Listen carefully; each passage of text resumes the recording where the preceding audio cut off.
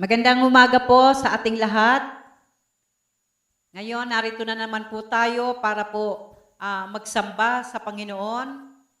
Bagamat hindi po tayo nagkikita mga kapatid, bagamat yung ating bahay sambahan ay malungkot dahil wala po kayo, pero masaya naman po dahil alam kong tayo'y nagkakaisa, na alam ko na tayo'y nagsasanib pwersa, na kahit naroon po tayo sa ating mga tahanan, hindi po magiging hadlang itong ipinagbabawal na ito na pagsamba at ang pagtitipon ng face-to-face, hindi ito magiging hadlang dahil kahit po narito tayo sa ating mga tahanan ay masasamba natin, mapupurihan natin ang ating Panginoon. Aawitan natin siya, sasambahin natin siya sa espiritu at katotohanan at handa nating pakinggan ang mensaheng nais niyang iparating sa atin.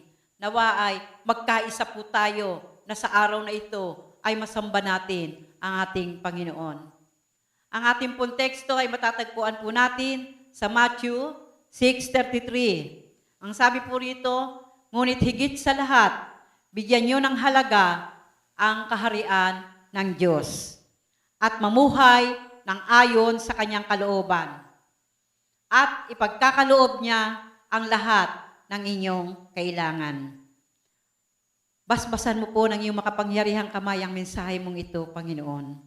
Tulungan mo po ako na magkaroon ako ng karunungan na maipahayag ko po ito sa lahat ng tao ang iyong banal na salita.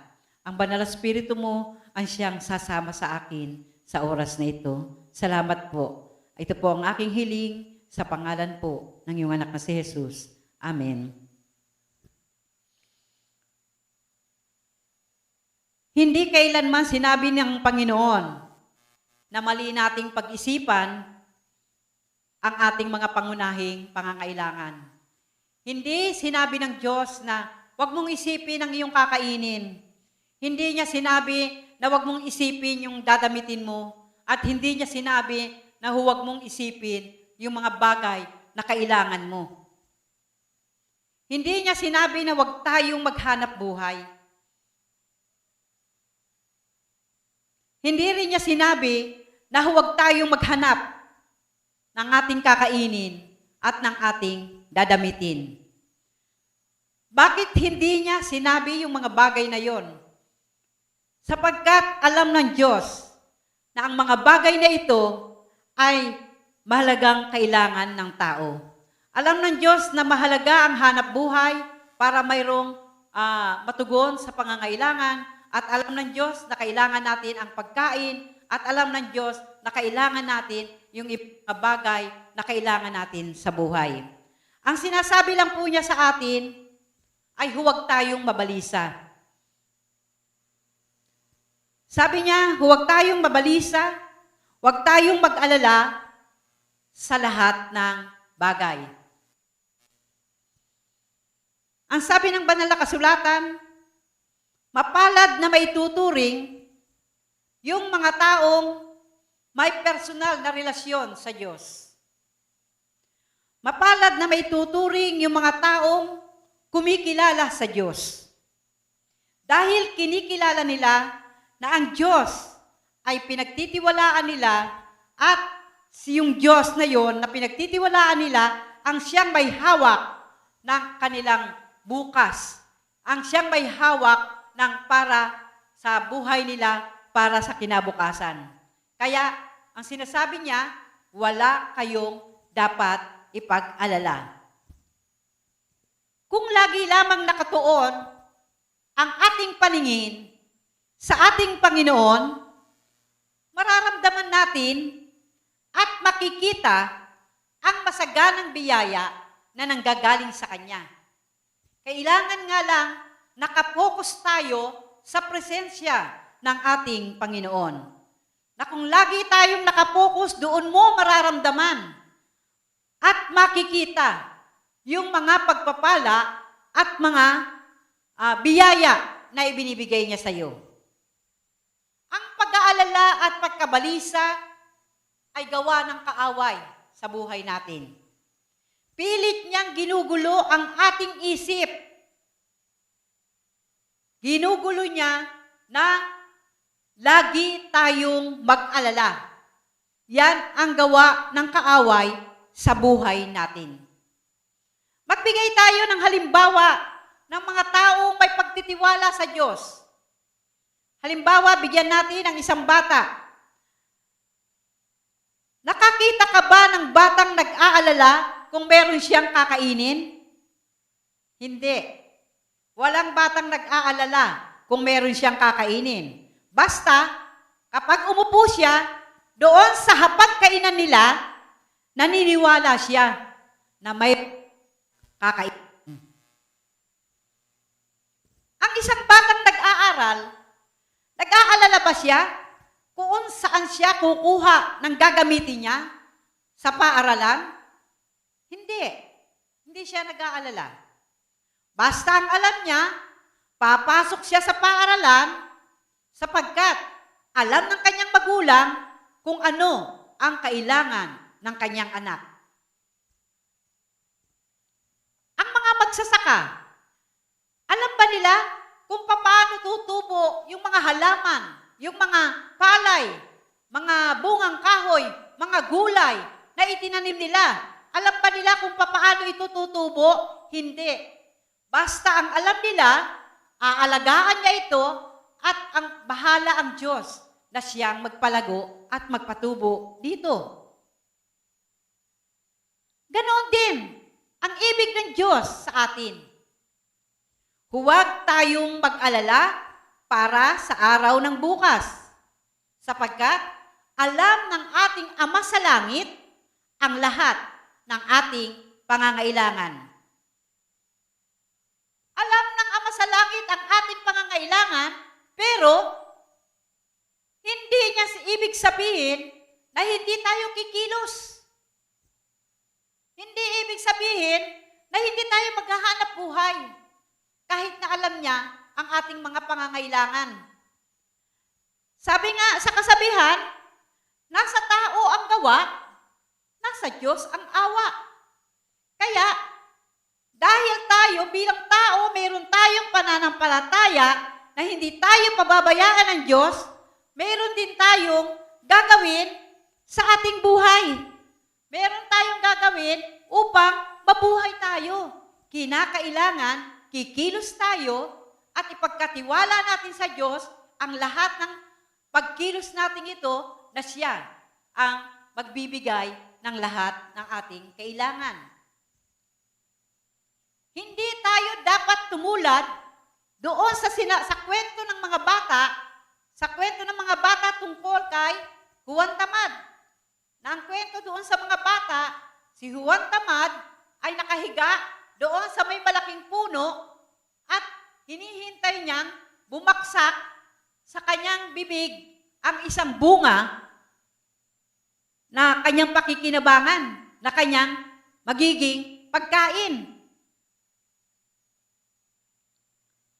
Sabi ng Kawikaan 6:9, kailan daw mananatili ang tao sa kanyang higaan? Ibig sabihin, ayaw ng Diyos na tayo ay maging tamad. Nais ng Diyos na tayo ay kikilos para matugunan yung ating pangangailangan. Sabi nga natin kanina sa una, alam ng Diyos ang lahat ng ating kailangan. Pero, kinakailangan nating pagsikapan at hanapin. Nais ng Panginoon na maging masikap at masipag tayo. Pinapayuhan tayo doon sa salita ng Panginoon na sinasabi doon sa Kawikaan, sa 1:6, na tularan natin ang mga langgam. Ang mga langgam, wala siyang among nag-uutos sa kanya. Ang langgam, walang tagapamahala. Ang langgam ay walang nagmamasid sa kanya. Walang tumitingin sa kanya. Pero, dahil siya ay masipag, kusang loob. Kusa siyang kumikilos para sa kanyang sarili, para makapag-imbak siya ng kanyang kakainin. Yun po yung gustong tularan ng ating Panginoon, ang mga langgam. Huwag nating tularan yung katulad sa kwentong mga bata kay Juan Tamad na naghihintay na lang ng pagbaksak ng kanyang kakainin.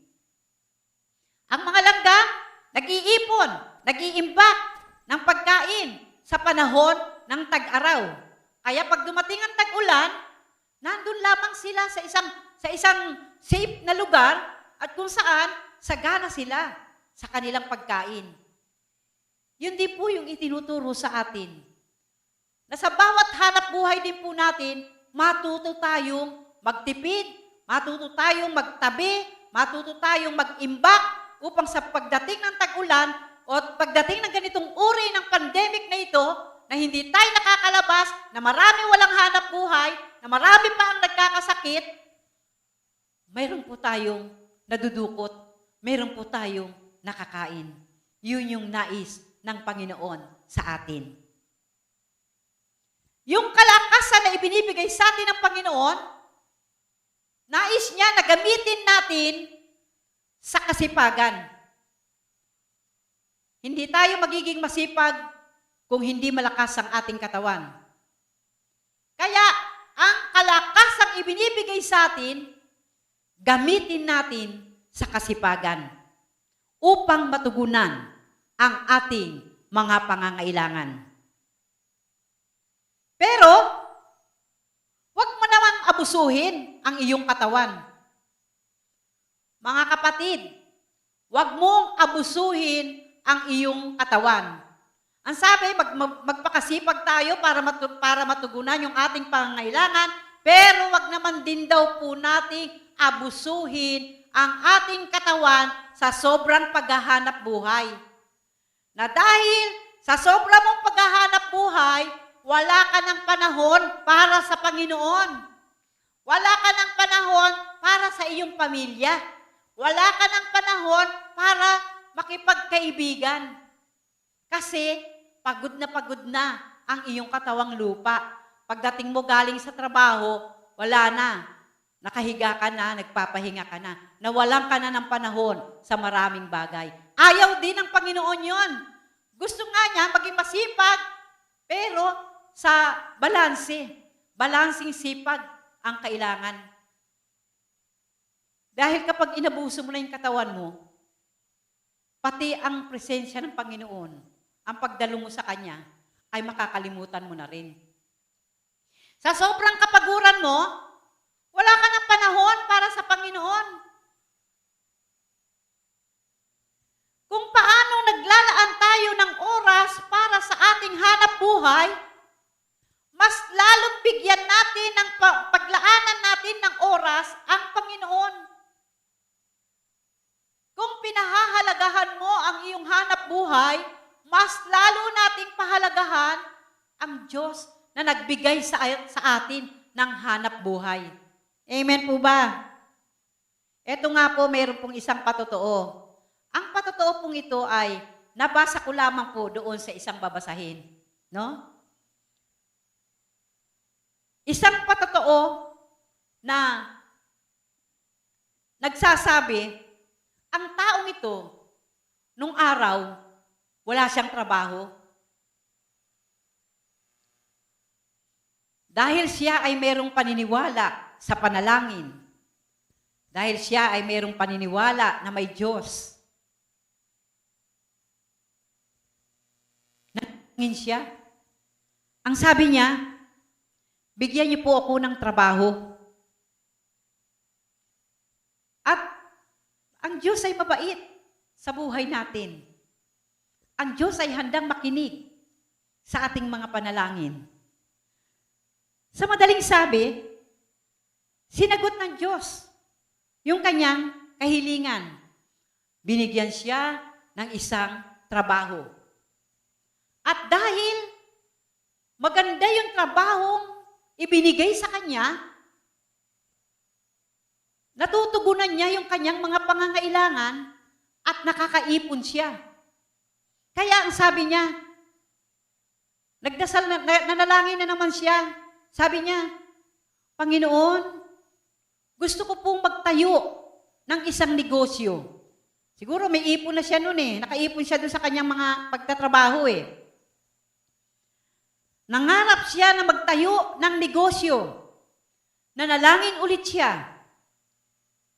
At sinagot uli ang kanyang dasal.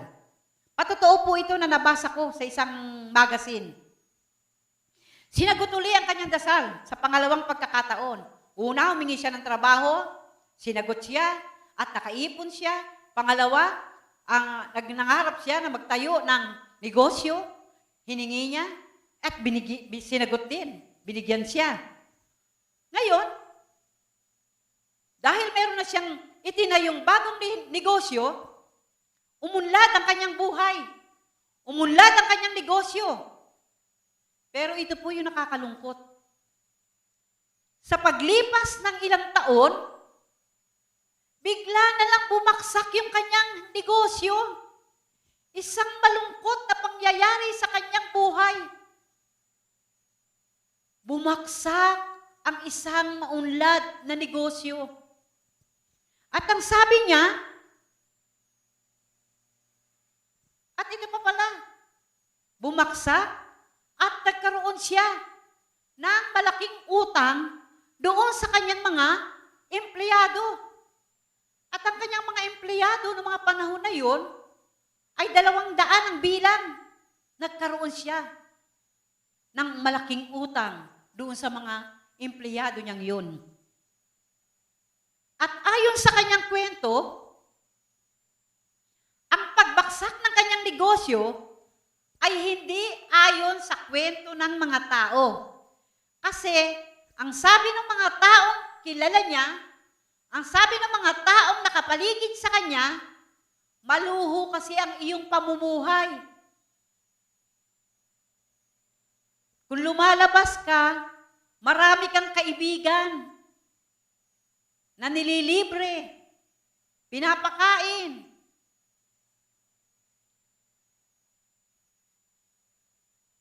At ang sabi ng mga nakakakilala sa kanya, sa sobrang luho mo, ang dami mo ng sasakyan.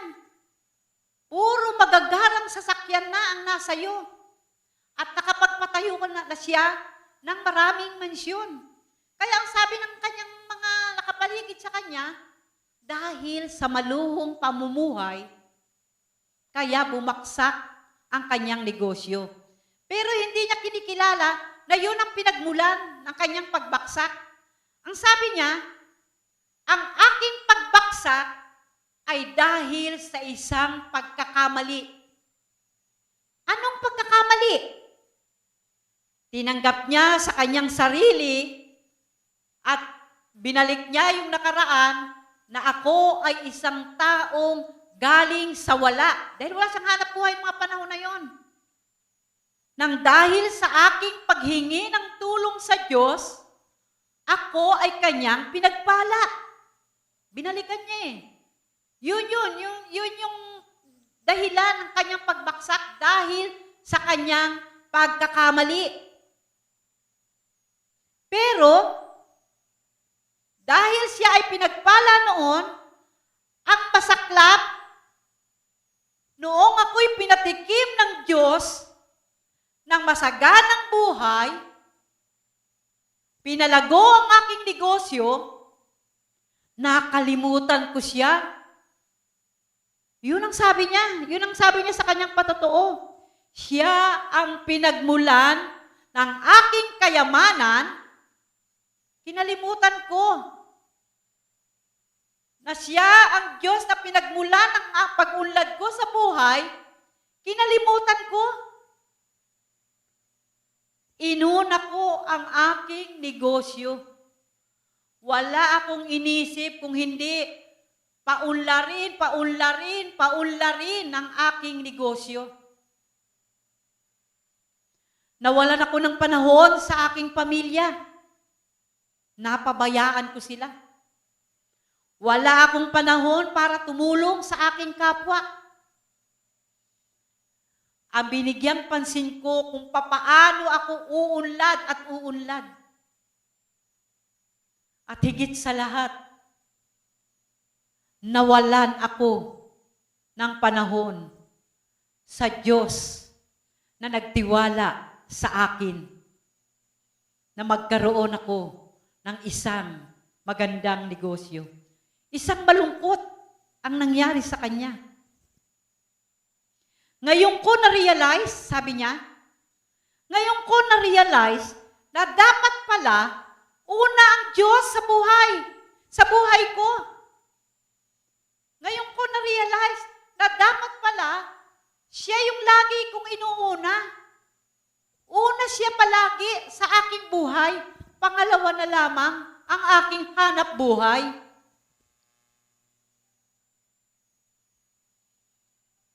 Nasabi niya sa kanyang sarili, tanging ang Diyos lamang ang nagbibigay ng ligaya sa aking buhay. Tanging ang Diyos lamang ang nagbibigay ng aking mga pangangailangan. Pero, nalulungkot ako ngayon, sabi niya. Wala na yung aking negosyong ipinagkatiwala sa akin. Bumaksak na ng dahil sa pagkalimot ko sa aking Diyos.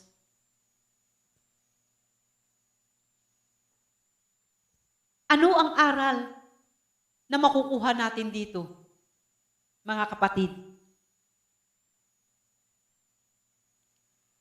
Dapat ang una nating pinaglilingkuran ay ang ating Panginoon. Pangalawa, ang ating pamilya. At pangatlo na lamang, ang ating hanap buhay. At ikaapat, ang ating kapwa na dapat nating tulungan. Yun yung mga aral na dapat nating matutunan. Kailangan pa ba nating dumanas tayo ng pagbaksak sa ating negosyo bago maalala ang Panginoon sa buhay mo? Kailangan pa bang hindi ka na makaangat sa buhay kahit ano ng pagsisikap ang gawin mo? Dahil ang inuna mo ay ang layaw ng mundo. Huwag na nating hintayin na mangyari sa atin ang pagbaksak sa mga bagay na ipinagkatiwala sa atin ng Diyos. Huwag nating hintayin. Anumang bagay na ipinagkatiwala sa iyo ng Diyos, alagaan mo, kapatid. Alagaan ko anumang bagay na ibinigay, ipinagkatiwala upang maranasan natin ang saganang buhay. Habang binibigyan ka ng magandang hanap buhay o negosyo, unahin mo ang Diyos sa panahon na kailangan Kanya. Kailan tayo kailangan ng Diyos? Kailangan tayo ng Diyos sa tuwing dumarating ang araw ng pagsamba. Dahil sa araw ng pagsamba, ibinabalik mo ang papuri sa Panginoon kung papaano Kanya pinagpala. Sa araw ng pagsamba, pinapakinggan mo yung salita niya na kung saan magtuturo sa iyo kung papaano ka mamuhay sa mundong ito. Panalangin, kailangan ka ng Diyos sa panalangin. Maging ang ating Panginoong Hesus ay nanalangin sa Ama. Tayo din, mga kapatid, kinakailangan natin makipag-ugnay, magkaroon tayong lagi ng komunikasyon sa Kanya. Lagi natin siyang kausapin sa buhay natin. Sapagkat siya yung Diyos na nakikinig sa lahat ng iyong mga karaingan. Siya yung Diyos na laging handang magbigay ng iyong kailangan. Kailangan ka ng Diyos sa pamamagitan ng pagbabasa ng Kanyang banal na kasulatan. Bigyan mo siya ng oras at panahon. Maaring pagkagising mo sa umaga bago ka pumunta ng trabaho, kahit isang talata lang. Sa bawat talata na babasahin mo, sa bawat araw ng buhay mo, ay meron itong pinapangusap, ipinapahayag para sa iyo. At kung ginagawa natin na inuunan natin siya sa buhay natin, magugulat ka na lamang na magiging magaang dalhin ang lahat ng bagay sa buhay natin. Nawa, mayroon po tayong natutunan sa mensaheng ipinahayag ng Diyos sa atin. Huwag na nating hintayin na bumaksak pa tayo. Bumaksak sa mga bagay na ipinagkatiwala sa atin at bumaksak tayo sa pananampalataya natin. Buhayin natin ang ating espiritu. Kahit face to face, kahit na ganito lamang ang ginagawa natin, online worship, nangungusap ang Diyos sa iyo, sa akin, sa ating magandang umaga po sa ating pagpalain po tayo ng ating Panginoon.